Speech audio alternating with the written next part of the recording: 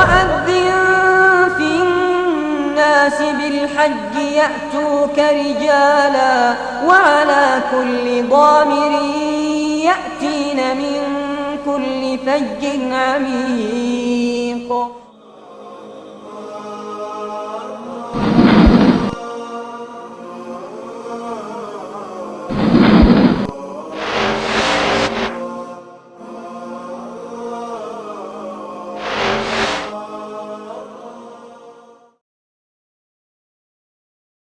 الحمد لله رب العالمين والصلاة والسلام على أشرف الأنبياء وسيد المرسلين نبينا وحبيبنا وقدوتنا وإمامنا محمد وعلى آله وصحبه أجمعين. أما بعد،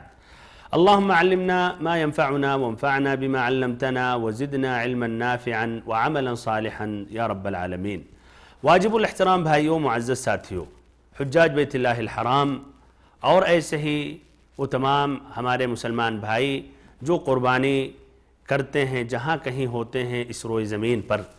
آج بحول اللہ و قوتہ میں الہدی اور اضحیہ یعنی قربانی کے احکام اور ایسے ہی اس کے متعلق اور جو تفصیلی باتیں ہیں، شرطیں ہیں، آداب ہیں، اس کی وضاحت کروں گا۔ اللہ تعالیٰ سے دعا کرتا ہوں کہ اللہ تعالیٰ ہم سبھی کا اعمال صالحہ قبول فرمائے۔ بھائیوں اور محترم ساتھیوں اور بہنوں، الہدی اور ایسے ہی ایک قربانی ہے، دونوں میں فرق ہے۔ الہدی کا کیا معنی ہے اور پھر قربانی یا اضحیہ کا کیا معنی ہے؟ الہدی یہ ہدیے سے لیا گیا ہے، یعنی تحفہ سے۔ اس سے مراد وہ جانور ہے جو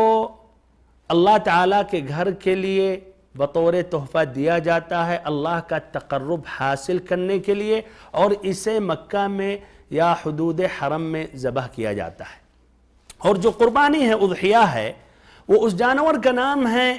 جو بقرعید کے دن 10 ذی الحجہ کے دن اور ایسے ہی پھر ایسے ایام التشریق یعنی 13 ذی الحجہ تک جو ذبح کیا جاتا ہے اللہ تعالیٰ کا تقرب حاصل کرنے کے لیے، اور اس کا تعلق مکہ سے نہیں ہے، یعنی جہاں کہیں ہوتے ہیں مسلمان وہ وہاں ذبح کرتے ہیں۔ تو دونوں میں فرق ہے، الہدی اور قربانی۔ الہدی جو ہے جو بیت اللہ الحرام کے لیے ہدیہ کیا جاتا ہے، اس کی کئی قسمیں ہیں، 10 قسمیں اہل علم بیان کرتے ہیں، لیکن میں یہاں صرف ہدیہ تمتع اور ہدیہ قران کا ذکر کروں گا، اس لیے ان دونوں کا تعلق ایک حاجی سے بہت ہی گہرا ہے۔ تو ایک حاجی جو حج تمتع کرتا ہے یا حج قران، ان دونوں پر فرض ہوتا ہے ایک ہدی یعنی ایک قربانی وہاں وہ پیش کریں، ذبح کریں۔ تو اس کے متعلق میں ذکر کر رہا ہوں۔ تو پہلی بات یہ ہے کہ جس نے حج تمتع کیا یا حج قران، ان دونوں پر کم سے کم ایک بکرا یا ایک بکری دینا واجب ہے، اور سب سے اعلیٰ اونچا ایک اونٹ دینا ہے، اور اوسط ہے ایک گائے۔ لیکن صحیح بات یہ ہے کہ 7 حجاج بیت اللہ الحرام ایک اونٹ میں یا ایک گائے میں شریک ہو سکتے ہیں۔ دوسری بات، اس کا وقت کیا ہے، ابتدائی وقت اور آخری وقت۔ تو ابتدائی وقت ہے 10 ذی الحجہ، 10 ذی الحجہ یہ ابتدائی وقت ہے، اس سے پہلے یہ ذبح کرنا جائز اور درست نہیں ہے۔ اور آخری وقت جو صحیح جو مسئلہ ہے وہ 13 ذی الحجہ تک ہے، غروب آفتاب تک ہے۔ تیسری بات کیا، دن میں ذبح کیا جا سکتا ہے؟ تو کیا رات میں بھی ذبح کیا جا سکتا ہے؟ تو ہاں، دن میں ذبح کرنا زیادہ بہتر اور افضل ہے، اس لیے کہ نبی صلی اللہ علیہ وسلم نے دن میں ذبح کیا، لیکن رات میں بھی اگر کوئی ذبح کرے تو کوئی حرج نہیں، اس لیے کوئی دلیل نہیں ہے کہ رات میں ذبح کرنا جائز یا ناجائز ہے، کوئی دلیل نہیں ہے کہ رات میں ذبح کرنا ناجائز ہے۔ چوتھی بات یہ ہے کہ جس نے حج تمتع یا حج قران کا ارادہ کیا، پھر استطاعت نہیں رہی کہ ایک جانور خرید کر کے وہ پیش کرے یا ذبح کرے، تو کیا کرے؟ اللہ تعالیٰ نے سورۃ البقرہ آیت نمبر 196 میں فرمایا، فَمَن تَمَتَّعَ بِالْعُمْرَةِ إِلَى الْحَجِّ فَمَا اسْتَيْسَرَ مِنَ الْهَدْيِ فَمَن لَّمْ يَجِدْ فَصِيَامُ 3 أَيَّامٍ فِي الْحَجِّ و7 إِذَا رَجَعْتُمْ تِلْكَ 10 كَامِلَةٌ۔ کہ جس نے تمتع کیا اور اس میں قران بھی داخل ہے، تو جو میسر اور آسان ہو ہدی کا جانور پیش کریں، اور جو استطاعت نہیں رکھتا ہے تو وہ 3 دن حج کے ایام میں روزہ رکھ لے، اور پھر 7 دن جب اپنے گھر واپس ہو جائے، یعنی ٹوٹل 10 دن روزہ رکھے۔ یہ 3 دن روزے کب رکھے جائیں؟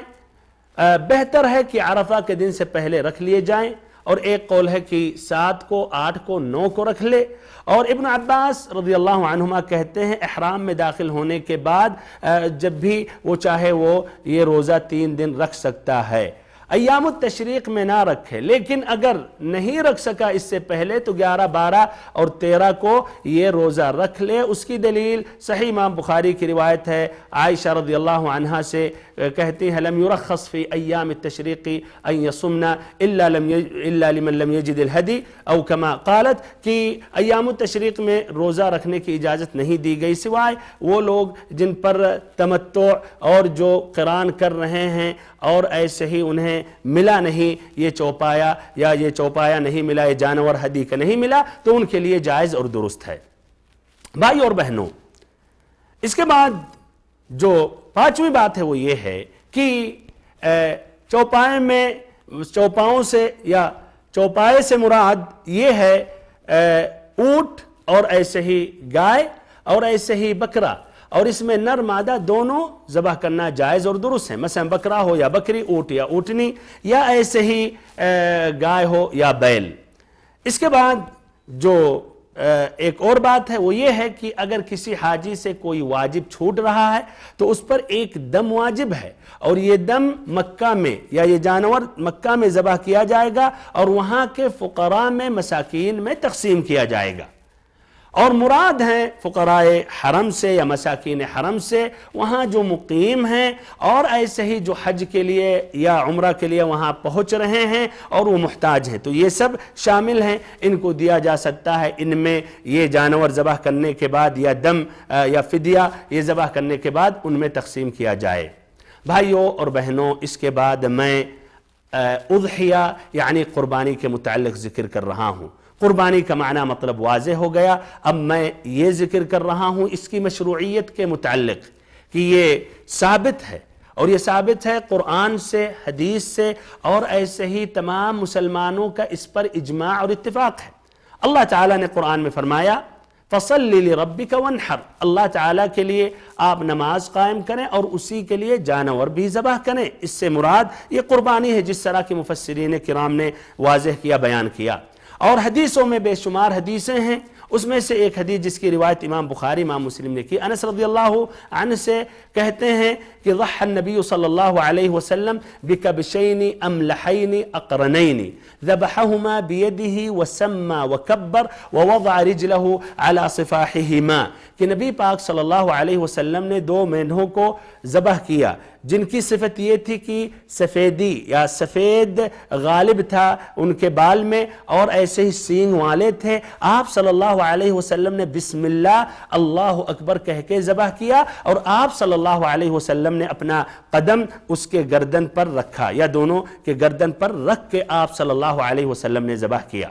اجماع یہ تمام مسلمانوں کا ہے، جس طرح کی امام ابن قدامہ نقل کرتے ہیں اپنی کتاب المغنی میں، اور ان کے علاوہ اور بھی اہل علم نقل کرتے ہیں۔ دوسری بات، اس کی فضیلت اور ایسے ہی اس کا جو شرعی حکم ہے اس کے متعلق، تو اس کا شرعی حکم کیا ہے، یعنی واجب ہے یا صرف سنت ہے یا جائز بس ہے؟ تو بھائی اور بہنوں، صحیح جو مسئلہ ہے کہ یہ اگر استطاعت ہے مسلمان کے پاس، کسی بھی مسلمان کے پاس استطاعت ہے تو اس پر واجب ہے، اس پر فرض ہے، اور کچھ اہل علم نے تو کہا یہ سنت مؤکدہ ہے لیکن واجب کے قریب۔ المہم آپ اس کو سنت مؤکدہ کہیں یا واجب کہیں، ہماری اور آپ کی پوری کوشش ہونی چاہیے کہ ہم قربانی ادا کریں۔ یہاں تک کہ اہل علم نے کہا کہ قربانی ادا کرنا یہ زیادہ بہتر ہے کہ اس کی جو قیمت بنتی ہے یہ اللہ کے راہ میں آپ خرچ کر دیں۔ یہاں تک کہ اہل علم نے کہا کہ اگر قرضہ لینا پڑے اور آپ استطاعت رکھتے ہیں بعد میں قرضہ ادا کر سکتے ہیں تو قرضہ لے کر آپ یہ جانور خریدیں اور قربانی کریں۔ اس کے فضائل میں متعدد حدیثیں ہیں، ان حدیثوں میں سے ترمذی نے روایت کی، عائشہ رضی اللہ عنہا سے کہتی ہے کہ نبی صلی اللہ علیہ وسلم نے فرمایا ما عمل آدمی عملا یوم النحر احب الى اللہ عز وجل من احراق الدم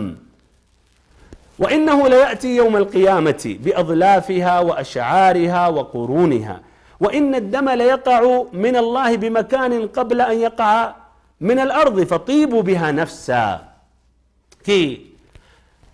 بقرعید کے دن 10 ذی الحجہ کے دن آدم کے بیٹے نے یا کسی بھی انسان نے اس عمل سے زیادہ بہتر اور افضل نہیں کیا جو اللہ تعالیٰ کو انتہائی پسند اور محبوب ہے۔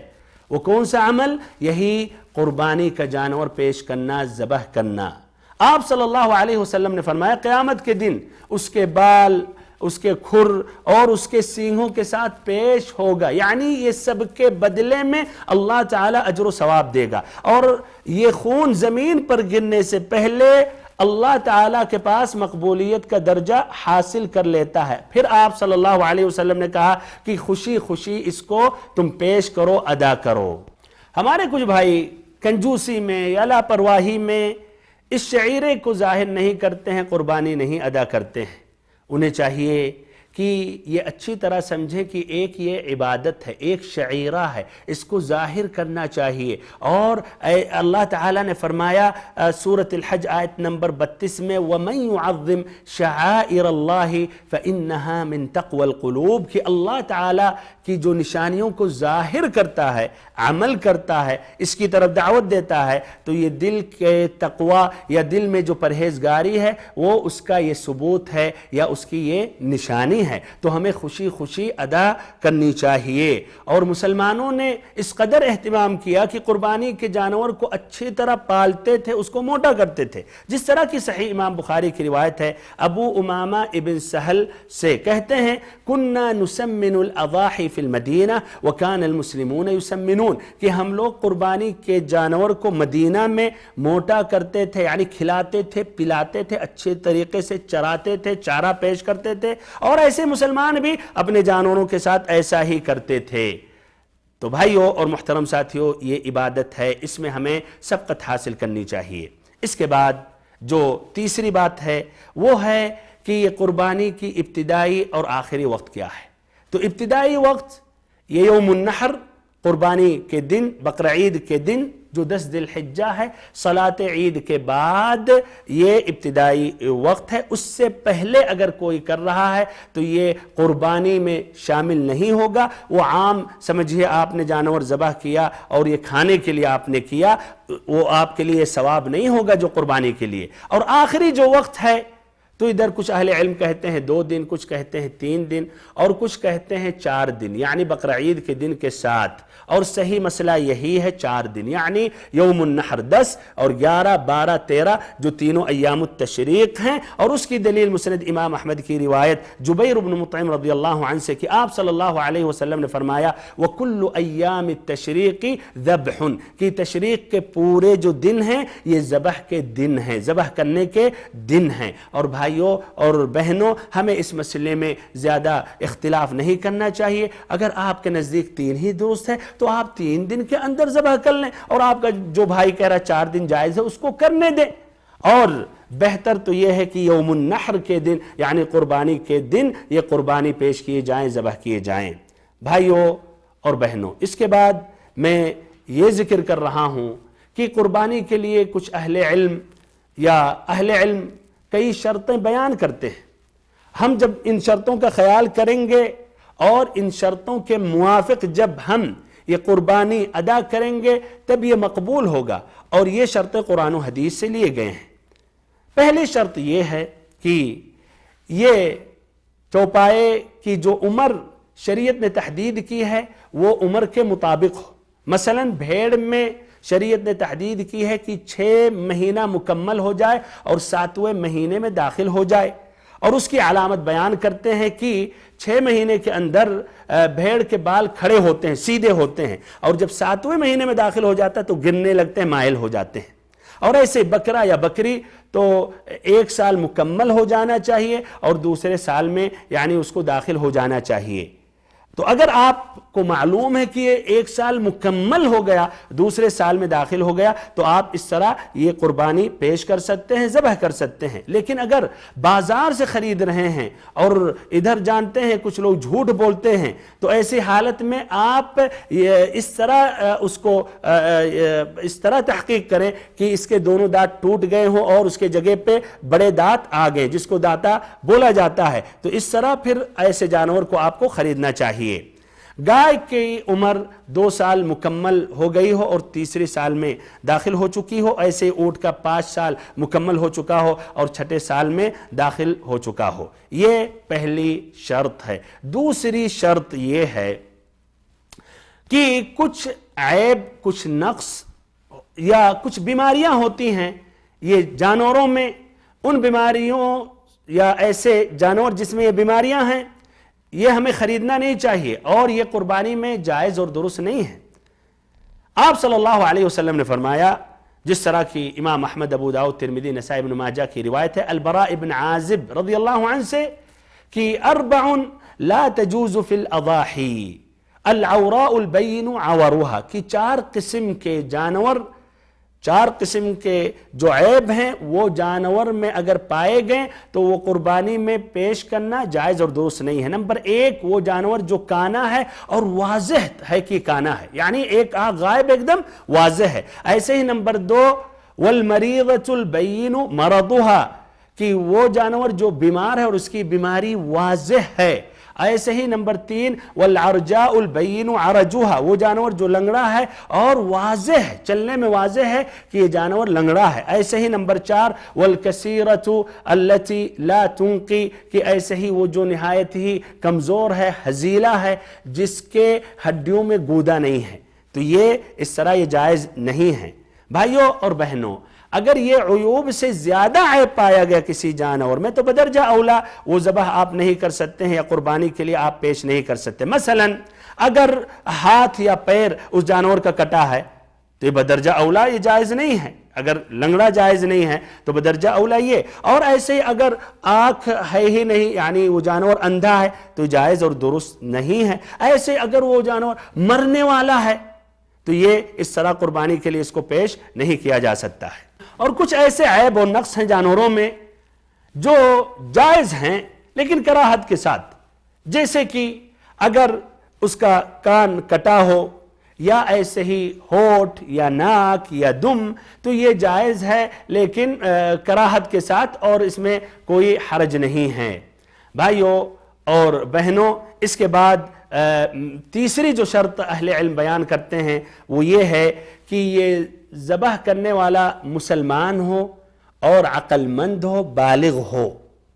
اور ایسے یہودی یا عیسائی ہے تو اس کا بھی ذبیحہ اور اس کا ذبح کرنا یہ جائز اور درست ہے۔ اب اس طرح اگر کوئی ایک کافر، کوئی ہندو، کوئی مجوسی یا کوئی مشرک یہ جانور ذبح کرے تو یہ جائز اور درست نہیں ہے اور یہ مقبول نہیں ہے۔ چوتھی شرط یہ ہے کہ اس کی جو چوتھی شرط ہے وہ اہل علم یہ بیان کرتے ہیں کہ بسم اللہ کہا جائے، بسم اللہ کہہ کے ذبح کیا جائے، اور اس کی دلیل سورۃ الانعام آیت نمبر 118 اور ایسے ہی اسی سورت میں آیت نمبر 121 اللہ تعالیٰ نے پہلے مقام پر فرمایا فَكُلُوا مِمَّا ذُكِرَ اسْمُ اللَّهِ عَلَيْهِ، کہ جس پر اللہ تعالیٰ کا نام لیا گیا اس میں سے کھاؤ، اور دوسرے مقام پر فرمایا وَلَا تَأْكُلُوا مِمَّا لَمْ يُذْكَرِ اسْمُ اللَّهِ عَلَيْهِ وَإِنَّهُ لَفِسْقٌ، کی جس جانور پر اللہ کا نام نہیں لیا گیا تو اس میں سے نہیں کھاؤ، یہ فسق ہے، ناپاک ہے اور ناجائز ہے۔ اور اللہ اکبر کہنا یہ مستحب ہے، لیکن بسم اللہ کہنا یہ واجب ہے اور ضروری ہے، اور اگر کسی نے قصداً بسم اللہ کہنا چھوڑ دیا تو جائز نہیں ہے کہ آپ اس جانور میں سے کھائیں۔ پانچویں شرط یہ ہے کہ اس جانور کا جو گلا ہے اور ایسے پھر جو نلی ہے اس کو آپ کاٹیں، اور پھر 2 جو شہرگ ہیں یہ تینوں اگر آپ نے کاٹ دیا تو اس طرح آپ نے یہ بہتر کیا، افضل کیا۔ اور بہت سے اہل علم کہتے ہیں اگر صرف گلا اور اس کے نیچے جو اس کی نلی ہے اگر آپ نے کاٹ دیا اور خون بہہ گیا تو یہ کافی ہے اور ایسے ہی درست ہے۔ بھائی اور بہنوں، یہ تھے شرطیں۔ اب اس کے بعد میں آداب ذکر کر رہا ہوں، تو اس کے آداب میں سے پہلا ادب یہ ہے کہ آپ اس جانور کے ساتھ احسان اور ایسے ہی ہمدردی کے ساتھ ذبح کریں۔ آپ کہیں گے ذبح کرنے میں بھی ہمدردی؟ ہاں بالکل، ذبح کرنے میں فرق ہے۔ مثلا ایک آدمی تیزی سے تیز دھار چھری سے ذبح کرتا ہے اور ایک دوسرا اس میں کئی مرتبہ اس پر برابر دہراتا ہے یا پھر کاٹ نہیں پاتا ہے، دوسرا تیسرا آتا ہے، دونوں میں فرق ہے بھائیوں۔ اور نبی صلی اللہ علیہ وسلم نے فرمایا، مسلم کی روایت ہے، شداد بن اوس سے مروی ہے، ان اللہ تعالی كتب الاحسان على كل شيء فاذا ذبحتم فاحسنوا الذبحة واذا قتلتم فاحسنوا القتلة وليحد احدكم شفرته وليرح ذبيحته، کہ اللہ تعالیٰ نے ہر چیز پر احسان، ہمدردی، بھلائی لکھی ہے، مہربانی فرض کی ہے۔ تو جب بھی تم ذبح کرو تو اچھے ڈھنگ سے ذبح کرو، اور جب بھی تم قتل کرو تو اچھے ڈھنگ سے ہمدردی سے قتل کرو، اور اپنی چھری کو اچھے سے یعنی ایک دم دھار کر دو، تیز کر دو، اور ایسے ہی جب تم ذبح کرو تو تم اپنے جانور کے ساتھ اس طرح ہمدردی، ایک دم آرام سے یعنی تیزی سے، تاکہ اس کو زیادہ تکلیف نہ ہو، روح نکلنے میں مشکل نہ ہو۔ تو یہ پہلا ادب ہے، اور اسی ادب میں یہ بھی داخل ہے کہ چھری کو دھار نہ کریں جبکہ وہ جانور بکرا یا بکری آپ کو دیکھ رہی ہو۔ اور ایسے ہی ہمارے کچھ بھائی جلد بازی کرتے ہیں، ابھی روح نہیں نکلتی ہے، اور وہ ٹھنڈے ہونے سے پہلے پیر توڑنا کاٹنا شروع کر دیتے ہیں، یا گلے کو یا سر کو موڑ دیتے ہیں۔ یہ بھائیوں، یہ نبی صلی اللہ علیہ وسلم نے جو حکم دیا یہ اس کے خلاف ہے۔ دوسرا ادب یہ ہے کہ اگر اونٹ ہے، آپ اونٹ کو ذبح کر رہے ہیں تو کھڑے کر کے ذبح کرنا چاہیے، اور اس کا جو بایاں ہاتھ ہے اس کو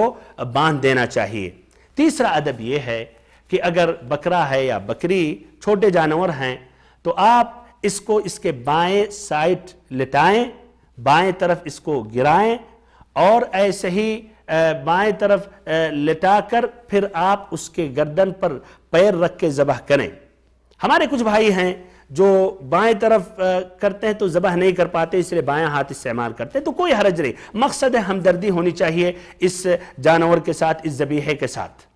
چوتھا ادب یہ ہے کہ آپ اس ذبیحے کو، اس جانور کو قبلہ کی طرف، قبلہ رخ کریں، جس طرح کی ابن ماجہ کی روایت ہے، جابر رضی اللہ عنہ سے مروی ہے۔ پانچواں ادب یہ ہے کہ جس کے طرف سے یہ اضحیہ یا یہ قربانی دی جا رہی ہے، کی جا رہی ہے، اس کا نام لیا جائے۔ جس طرح کی جابر رضی اللہ عنہ کی روایت ہے، ابو داؤد نے اپنی کتاب السنن میں مروی روایت کی ہے، کہتے ہیں کہ آپ صلی اللہ علیہ وسلم نے کہا، بسم اللہ واللہ اکبر، اللہم ھذا عنی وعمن لم یضحی من امتی۔ بسم اللہ واللہ اکبر کہنے کے بعد کہ اے اللہ یہ ہماری طرف سے ہے اور ہمارے اس امتی کی طرف سے جو قربانی کی استطاعت نہیں رکھتا ہے۔ چھٹا ادب یہ ہے کہ آپ دعا کریں آخری میں کہ اللہ تعالی اس عمل کو مقبول فرمائے، جس طرح کی مسلم کی روایت ہے عائشہ رضی اللہ عنہا سے، آپ صلی اللہ علیہ وسلم نے یہ دعا مانگی، اللہم تقبل من محمد وآل محمد ومن امت محمد صلی اللہ علیہ وسلم، کہ اے اللہ اس کو قبول فرما محمد کی طرف سے، ایسے ہی محمد کے آل کی طرف سے، ان کے گھر والوں کی طرف سے، اور ایسے ہی محمد صلی اللہ علیہ وسلم کے امتیوں کی طرف سے۔ اس طرح بھائیو جو دعا پڑھنی چاہیے، جو حدیثوں کے روشنی میں یہ دعا جو میں ذکر کر رہا ہوں وہ اس طرح ہے کہ پڑھنا چاہیے ذبح کرنے سے پہلے، انی وجہت وجہی للذی فطر السماوات والارض حنیفا وما انا من المشرکین، ان صلاتی ونسکی ومحیای ومماتی للہ رب العالمین لا شریک لہ وبذلک امرت وانا اول المسلمین، بسم اللہ واللہ اکبر، اللہم ھذا منک ولک، اللہم تقبلہ منی۔ بھائیوں اور بہنوں، اس کے بعد جو ساتواں مسئلہ ہے وہ میں ذکر کر رہا ہوں، قربانی کے متعلق چند اہم احکام یا اہم باتیں۔ پہلی بات یہ ہے کہ کیا ایک بکرا یا ایک بکری ایک آدمی اور اس کے فیملی کے طرف سے کافی ہے، یا صرف ایک ہی نام لینا چاہیے؟ جس طرح کہ ہم اور آپ دیکھتے ہیں اپنے علاقوں میں، اپنے ملکوں میں صرف ایک کا نام لیا جاتا ہے، مثلا پہلے سال باپ کے نام سے، پھر ماں کے نام سے دوسرے سال، پھر ایسے ہی شوہر اپنے نام سے، پھر چوتھے سال بیوی، پھر پہلا لڑکا، اس طرح کبھی کبھی دوبارہ باری آنے میں 20 سال لگ جاتے ہیں۔ تو کیا یہ صحیح ہے؟ بھائی اور محترم ساتھیو، حدیث کی روشنی میں جواب دے رہا ہوں، غور سے سنیں۔ ترمذی اور ابن ماجہ کی روایت ہے، ابو ایوب الانصاری رضی اللہ عنہ سے، ان سے سوال کیا گیا کیف کانت الاضاحی فی عہد النبی صلی اللہ علیہ وسلم، کہ نبی صلی اللہ علیہ وسلم کے زمانے میں قربانی کا کیا طریقہ اور اس کے کیا احکام تھے، کس طرح آپ لوگ کرتے تھے؟ تو ابو ایوب الانصاری رضی اللہ عنہ نے فرمایا کان الرجل یضحی بالشاة عنہ وعن اہل بیتہ، کہ آدمی ایک بکری اپنی طرف سے اور اپنے گھر والوں کی طرف سے ذبح کرتا تھا، ایک بکری اپنے طرف سے اپنے اور گھر والوں کی طرف سے وعن اہل بیتہ ذبح کرتا تھا، فیأکلون ویطعمون، کھاتے بھی تھے کھلاتے بھی تھے، فصار الناس ثم صار الناس کما ترى، پھر بعد میں جب خوشحالی آئی تو لوگ اور مزید کرنے لگے، ایک کی جگہ ایک سے زائد کرنے لگے۔ تو بھائیو غور و فکر کریں، ایک بکری اپنی طرف سے اپنے گھر والوں کی طرف سے کرتے تھے۔ اور ایسے ابو داؤد کی یہ روایت گزر چکی، آپ صلی اللہ علیہ وسلم نے جب قربانی آپ نے پیش کی، کہا بسم اللہ واللہ اکبر اللہم ھذا عنی وعمن لم یضحی من امتی، کہ اے اللہ یہ ہماری طرف سے ہے اور ہمارے ہر اس امتی کی طرف سے جو استطاعت نہیں رکھتا ہے۔ تو کتنے لوگ شامل ہو گئے؟ تو بھائیو ایک مستقل جو ایک گھر ہے، کھانے پینا ان کا الگ ہے، ایک بکرا ان کی طرف سے کافی ہے۔ تو جو خرچہ چلا رہا ہے، جس نے خریدا، یعنی مثلا آپ ہیں، آپ ہی کما رہے ہیں، آپ ہی گھر کے اخراجات چلا رہے ہیں، تو آپ اپنی طرف سے کریں گے اور ایسے ہی اس میں ثواب میں اپنے گھر والوں کو شامل کر لیں گے، اور اللہ تعالیٰ کا فضل اور رحمت بھائیو وسیع ہے، اللہ تعالیٰ سب کو اجر و ثواب دے گا، اور یہ سنت پر آپ عمل کریں۔ دوسری بات یہ ہے کہ اگر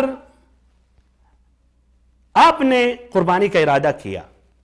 اور ذوالحجہ کا چاند نظر آ گیا تو نہ بال اکھاڑیں، نہ بال کاٹیں، نہ چھلائیں، نہ ایسے ناخون تراشیں، جس طرح کی ام سلمہ رضی اللہ عنہا سے مروی ہے، اور یہ حدیث مسلم شریف میں ہے۔ تیسری بات یہ ہے کہ اگر جانور خریدنے کے بعد، قربانی کے جانور خریدنے کے بعد اس میں کوئی عیب طاری ہو گیا تو کوئی حرج نہیں، آپ وہ ذبح کر سکتے ہیں۔ مثلا لنگڑا پن آ گیا، آپ کا کوئی قصور نہیں، آپ کی کوئی زیادتی نہیں ہے، تو اس میں کوئی حرج نہیں ہے، لیکن اگر آپ کی زیادتی کی وجہ سے ہوا تو آپ کو ایک دوسرا خریدنا ہوگا۔ چوتھی بات یہ ہے کہ قربانی کے جانور کا کوئی بھی حصہ آپ بیچ نہیں سکتے ہیں، مثلا اس کی چمڑی یا ایسے ہی گوشت یا مثلا کلیجی نہیں، آپ نہیں بیچ سکتے۔ یہاں تک کہ اگر کسائی کو آپ بلا رہے ہیں اور اس نے آپ کے جانور کو ذبح کیا تو آپ اس کو مکمل اجرت دیں، اور اجرت دینے کے بعد بطور ہدیہ اس میں سے کچھ گوشت دے رہے ہیں تو یہ جائز ہے، لیکن اگر آپ اس کو اجرت نہیں دے رہے ہیں، اس کی اجرت اسی میں سے کچھ حصہ دے رہے ہیں، تو یہ جائز اور درست نہیں ہے۔ پانچویں بات یہ ہے کہ اللہ تعالیٰ نے فرمایا سورۃ الحج آیت نمبر 28 میں فَكُلُوا مِنْهَا وَأَطْعِمُوا الْبَائِسَ الْفَقِيرَ، کہ اس میں سے کھاؤ اور ایسے فقیر محتاج کو بھی دو۔ ایسے ہی صحیح امام بخاری امام مسلم کی روایت ہے، سلمہ ابن الاکوع رضی اللہ عنہ سے کہتے ہیں کہ نبی صلی اللہ علیہ وسلم نے فرمایا کُلُوا وَأَطْعِمُوا وَادَّخِرُوا، کہ یہ قربانی کے جو جانور ہیں اس میں سے کھاؤ کھلاؤ بھی اور کچھ رکھ بھی لو۔ کچھ اہل علم یہ کہتے ہیں اس طرح کی 3 حصے میں بانٹنا چاہیے، ایک حصہ کھانے کے لیے، دوسرا حصہ ہدیہ کرنے کے لیے، اور تیسرا حصہ فقیروں میں دینے کے لیے۔ بھائیو بالضبط اس طرح ایک تہائی ضروری نہیں ہے، آپ نے اگر زیادہ کھا لیا اس لیے کہ فیملی بڑی ہے کوئی حرج نہیں ہے، لیکن خیال کریں کچھ حصہ ضرور ہدیہ کر دیں اور کچھ حصہ غریبوں میں بھی آپ بانٹ دیں۔ بھائیو اور بہنوں، اس کے بعد 3 اہم سوالات جو اکثر ہمارے بھائی اور بہنیں کرتے ہیں قربانی کے متعلق، وہ سوالات ذکر کر رہا ہوں اور اس کے جوابات دینے کے بعد اپنی بات میں مکمل کر رہا ہوں۔ پہلا سوال یہ ہے کہ کیا مردوں کی طرف سے قربانی دینا جائز اور درست ہے؟ تو اس کا جواب یہ ہے کہ پہلی بات تو یہ ہمیں اور آپ کو سمجھنا چاہیے کہ عبادات اور ایسے ہی قربانی یہ زندہ لوگوں پر فرض ہے، نہ کہ مردوں پر۔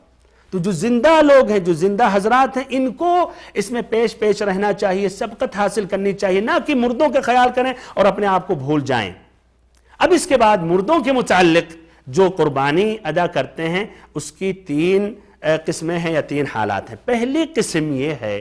کہ اگر اپنے لیے ذبح کر رہے ہیں اور اپنے گھر والوں کو بھی شامل کر رہے ہیں، زندہ اور مردہ بھی لوگ، تو یہ صحیح اور درست ہے۔ اور اس کی دلیل جو ابھی کئی مرتبہ میں نے ذکر کیا کہ نبی پاک صلی اللہ علیہ وسلم، یا مسلم کی جو روایت ہے، آپ صلی اللہ علیہ وسلم نے کہا اللہم تقبل من محمد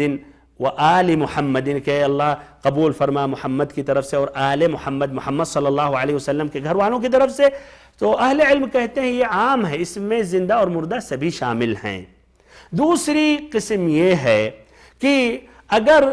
آپ کے والد یا آپ کی والدہ جن کا انتقال ہو گیا، انہوں نے وصیت کی تھی کہ ہر سال میں ان کے لیے آپ قربانی کریں، تو ایسی حالت میں واجب ہے کہ آپ ان کے لیے قربانی کریں، خاص اگر وہ پیسہ چھوڑ کے گئے ہیں۔ اگر آپ مجبور ہو گئے بعد میں نہیں کر سکے الگ مسئلہ ہے، لیکن جب تک استطاعت رکھتے ہیں تو آپ کو کرنا چاہیے اور اس طرح اس پر عمل کرتے رہنا چاہیے، اور ایسی صورت میں اس طرح مردوں کی طرف سے قربانی کرنا جائز اور درست ہے۔ تیسری قسم یہ ہے کہ آپ نے اپنے لیے ایک جانور ذبح کیا اور پھر ایک دوسرا اپنے والدین کی طرف سے آپ نے ادا کیا۔ یہاں بھی کئی اہل علم کہتے ہیں یہ جائز اور درست ہے، کہتے ہیں اس لیے مالی عبادت ہے، اور اس طرح اس مالی عبادت کو صدقہ پر قیاس کرتے ہیں۔ جس طرح کہ آپ مردوں کی طرف سے صدقہ کر سکتے ہیں جائز ہے، تو کہتے ہیں اس طرح قربانی بھی دینا جائز اور درست ہے، لیکن بہتر ہے اس سے اجتناب کیا جائے، اس لیے کہ اس پر واضح دلیل نہیں ہے۔ آخری بات اسی کے متعلق، مردوں کے قربانی کے متعلق یہ ہے کہ یہ صورت جو میں ذکر کر رہا ہوں یہ ہر حال میں جائز اور درست نہیں ہے کہ آپ مردوں کی طرف سے کریں اور خود اپنے آپ کو ایک سائٹ میں کر کے محروم ہو جائیں۔ دوسرا سوال، ہمارے کچھ بھائی کہتے ہیں کہ کیا ہم نبی صلی اللہ علیہ وسلم کے لیے قربانی ادا کر سکتے ہیں، یعنی نبی صلی اللہ علیہ وسلم کے لیے ثواب پہنچانے کی نیت سے ہم یہ قربانی دے سکتے ہیں؟ تو بھائی اور محترم ساتھی اور بہنوں، اس کا جواب یہ ہے کہ صحابہ کرام نے ایسا نہیں کیا، اور وہ ہم سے زیادہ محبت کرتے تھے، اور اگر اس میں خیر یا بھلائی ہوتی تو ہم سے پہلے وہ سبقت حاصل کر لیتے۔ اور دوسری بات یہ ہے، اور یہ بنیادی بات ہے، کہ ہم کسی بھی سنت پر اگر ہم عمل کرتے ہیں، کسی بھی سنت پر کوئی بھی عبادت ادا کرتے ہیں، تو ہمیں اس کا پورا ثواب ملتا ہے، اور اتنا ہی ثواب اللہ تعالیٰ اپنے نبی صلی اللہ علیہ وسلم کو عطا کرتا ہے۔ تو آپ اس سنت پر عمل کریں اپنے لیے، اللہ تعالیٰ پورا ثواب آپ کو دے گا، اور اتنا ہی ثواب اللہ تعالیٰ اپنے حبیب صلی اللہ علیہ وسلم کو دے گا۔ کیوں؟ اس لیے کہ آخری میں جا کے انہی کی وجہ سے ہمیں ہدایت ملی، انہی کی وجہ سے ہم اس طرح مسلمان ہیں اور یہ قربانی ادا کر رہے ہیں۔ تیسرا سوال اور آخری سوال ہے، ہمارے ایک بھائی کا یہ سوال ہے کہ ہم نے قربانی کا ارادہ کر لیا اور اس طرح ہمیں نہ بال اکھاڑنا چاہیے، کاٹنا چاہیے، نہ ناخن تراشنا چاہیے، لیکن سوال یہ ہے میں 6 ذی الحجہ کو حج کی نیت سے نکلا ریاض سے، تو کیا میقات پر پہنچ کے ہم اس طرح احرام باندھنے سے پہلے کیا ہم اس طرح صفائی ستھرائی کا اہتمام کر سکتے ہیں، ناخن تراش سکتے ہیں، غیر مرغوب بالوں کو ہٹا سکتے ہیں؟ تو اس کا جواب یہ ہے کہ نہیں، اس لیے کہ آپ نے قربانی کا ارادہ کیا، اور مسلم کی روایت ہے ام سلمہ رضی اللہ عنہا سے کہ جس نے قربانی کا ارادہ کیا اور ذی الحجہ کا چاند دیکھا تو نہ بال چھوٹا کرے، نہ ایسے ہی ناخون تراشے۔ اور آپ جو احرام میں حج میں داخل ہونا چاہ رہے ہیں یہ سنت ہے اور وہ واجب ہے، تو واجب پر سنت کو مقدم نہ کریں۔ اللہ تعالیٰ سے آخری میں دعا کرتا ہوں کہ اللہ تعالیٰ ہم سبھی کی عبادتیں قبول فرمائیں۔ اللہ تعالیٰ سے دعا کرتا ہوں کہ آپ کا ہدی کا جانور قبول فرمائے، اگر آپ ہدی پیش کر رہے ہیں اللہ تعالیٰ آپ کی قربانی قبول فرمائے اگر آپ قربانی ادا کر رہے ہیں۔ وآخر دعوانا ان الحمدللہ رب العالمین، وصلی اللہ وسلم وبارک وانعم علی عبدک ورسولک محمد۔